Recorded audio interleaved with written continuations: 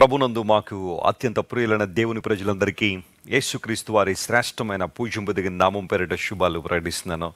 మీరంతా బాగున్నారా? క్షేమంగా ఉన్నారు కదా?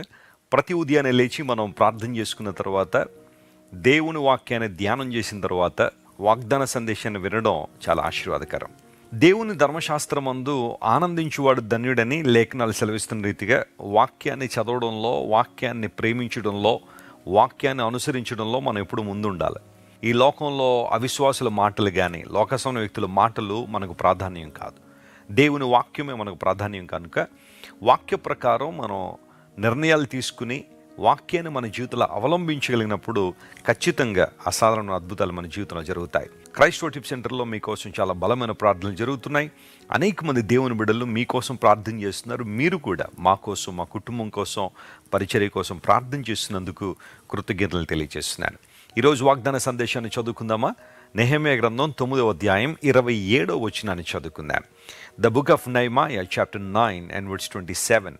అందుచేత నీవు వారిని వారి శత్రువుల చేతికి అప్పగించితివి.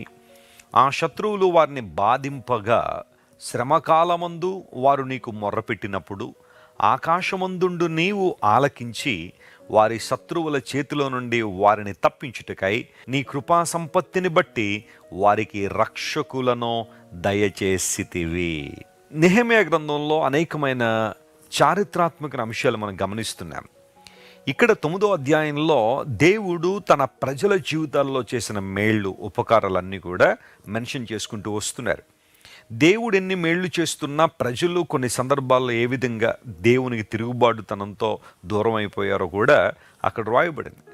అయితే మరలా వారు దేవుని సన్నిధిలో ప్రార్థన చేసినప్పుడు, కష్టకాలం ముందు, శ్రమకాలం ముందు దేవునికి మొరపెట్టినప్పుడు దేవుడు ఏ విధంగా వారిని లేవనెత్తాడో, కాపాడారో స్పష్టంగా అక్కడ మనం చూస్తున్నాం. ప్రియులారా గమనించండి, దేవుడు కొన్నిసార్లు తన ప్రజలను శత్రువుల చేతికి అప్పగించాడు.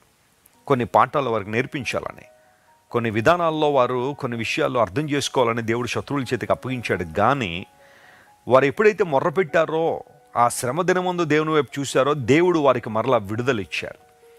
బహుశా నీ జీవితంలో కూడా ఈరోజు అనేక మంది శత్రువులు నీ చుట్టూ చేరి నిన్ను ఇబ్బంది పెడుతున్నారేమో. శత్రువులు అంటే ఎవరో పరాయి దేశాల్లో ఎక్కడో ఉంటారని అనుకోకండి. నీ చుట్టూ ఉన్న వాళ్ళే, నీ బంధువులు కావచ్చు, నీ కుటుంబ సభ్యులు కావచ్చు, నీతో చక్కగా మాట్లాడుతున్న వారు కావచ్చు, నీకు ముందు నిలబడినప్పుడు చాలా గౌరవంగా మాట్లాడుతున్న వారు కావచ్చు, నీ వెనుక వారందరూ గోతులు తీసేవారిగా ఉన్నారేమో, లేదా నీ అభివృద్ధిని ఆటంకపరిచేవారిగా వారి ప్రణాళికలు వారికి ఉన్నాయేమో.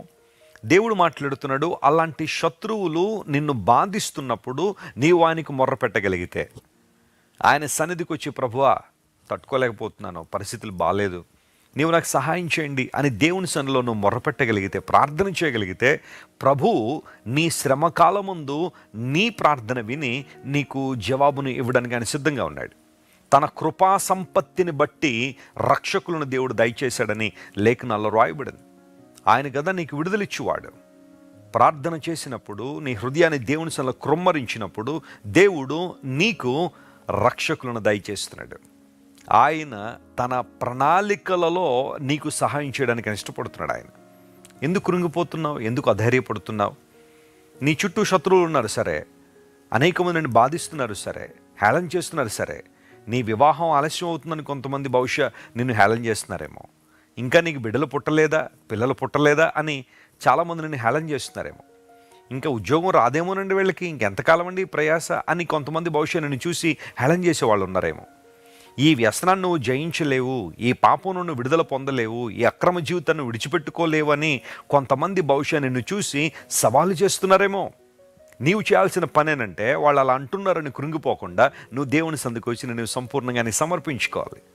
నీ దేవుడు నీ పట్ల ఉన్నతమైన ప్రణాళికలు కలిగి ఉన్నాడని లేఖనం సెలవిస్తాను. ఈ ప్రణాళికలు ఎంత గొప్పవి అంటే, భూమి కంటే ఆకాశం ఎంత ఉన్నతమైందో దేవుని తలంపులు, దేవుని ప్రణాళికలు కూడా అంతే ఉన్నతమైనవి. కొన్ని సందర్భాల్లో దేవునికి ప్రణాళికలను మనం అర్థం చేసుకోలేని పరిస్థితులు కూడా మనం ఉండొచ్చు. That's okay. ఎందుకోసం అంటే అవి బియాండ్ అవర్ అండర్స్టాండింగ్, కాంప్రహెన్షన్ ఉంటాయి. నీవు చేయాల్సింది ఏంటంటే, నువ్వు సంపూర్ణంగా దేవుని సమర్పించుకోవడం, మొర్ర పెట్టడం. నాకు మొర్ర పెట్టుము, నేను నీకు ఉత్తరం ఇస్తానని దేవుడు వాగ్దానం చేశాడు. శ్రమలో నువ్వు కృంగిపోవడం కాదు, శ్రమ దినమందు నువ్వు చేతకాని వాడిలా కృంగిపోయి దేవుని నిందిస్తూ ఉండాలని దేవుని ఉద్దేశం కాదు. శ్రమ కాలమందు దేవుని సొల్ల మొర్ర పెట్టగలిగితే, ఆయన వైపు చూడగలిగితే ప్రభు నీకు మేలు చేయడానికి సిద్ధంగా ఉన్నాడు. ఆయన తన కృపా సంపత్తిని బట్టి, తన కృపా మహదైశ్వర్యాన్ని బట్టి దేవుడు రక్షకులను పంపిస్తున్నాడు. తన ఉద్దేశాలు నెరవేర్చువాడు ఆయన. ఆ పర్టికులర్ టైంలో దేవుడు నీకు ఎలాంటి వారి ద్వారా ఎలాంటి సహాయం పంపించాలో దేవునికి తెలుసు. అలాంటి సహాయం నీకు పంపించి నిన్ను రక్షించాలని దేవునికి ఆలోచన. ఈరోజు దేవుని వైపు చూస్తావా? కృంగిపోవద్దు, అధైర్యపడొద్దు, ఇదే జీవితంలో చివరి రోజున అనుకోవద్దు. దేవుడు నీ పట్ల ఉన్నతమైన ప్రణాళికలు కలిగి ఉన్నాడు కాబట్టి నీ జీవితంలో నూతన కార్యాలు జరిగించడం వల్ల నీవు దేవుని మహింపరిచే వ్యక్తిగా, ఆయన గణపరిచే వ్యక్తిగా దేవుడు ఉండాలని ఆశిస్తున్నాడు. అలాంటి అనుభవాలతో ముందుకు సాగిపోదామా? ఈ రోజంతా ఈ వాగ్దానాన్ని క్లెయిమ్ చేసుకుని ప్రభువుని స్తుతించండి. ప్రభు యొక్క కార్యాలు మీరు చూస్తారు. ప్రార్థన చేసుకుందాం. ప్రేమగల తండ్రి, శ్రమ దినమందు నీ ప్రజలు నీకు మొర్రపెట్టినప్పుడు నీ కృపా సంపత్తిని బట్టి వారికి రక్షకులను దయచేశావు. ఎంత గొప్ప దేవుడు నాయన.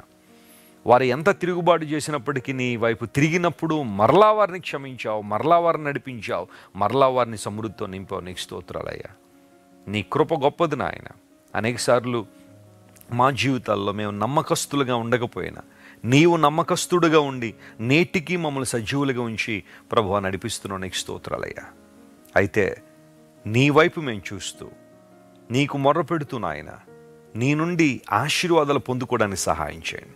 ఈరోజు మా ప్రియులు ఎంతమంది అయితే కలవరంతున్నారో, ఆందోళనతో ఉన్నారో, ఇంకెంతకాలం ఈ శ్రమ, ఇంకెంతకాలం ఈ ఇబ్బంది అని ఏడుస్తున్నారో వారందరినీ మీరు ముట్టి లేవనెత్తి నీ కృపా సంపత్తిని బట్టి వారిని రక్షించమని కోరుతున్నాము.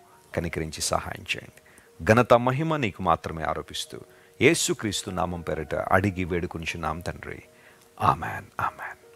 God bless you dear friends. Have a wonderful day.